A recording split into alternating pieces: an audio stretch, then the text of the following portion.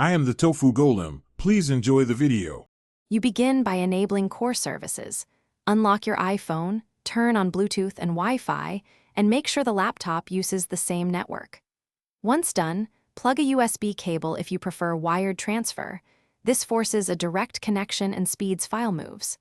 Make sure both devices are signed into the same Apple ID to enable handoff, continuity, and iCloud sync. These steps reduce pairing friction and set up the secure channels you'll use in the next stage. You now create the actual link. On a Mac, open Finder to see your iPhone under Locations.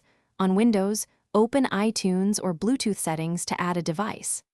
Click Pair or Trust on the laptop, then tap Trust and enter the device code on your iPhone. This verifies identity and opens data access.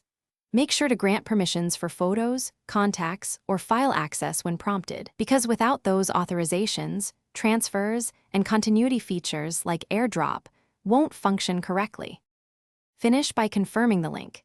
Initiate a quick AirDrop, sync in Finder or iTunes, or check iCloud Drive to ensure files move both ways.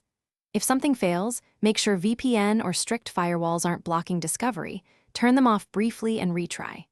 Once done, reboot both devices and update their OS if problems persist. Updates often fix compatibility. If you still can't connect, reset network settings on the iPhone as a last resort. That clears stale configurations, blocking pairing. Thanks for watching. Consider subscribing if we helped you today.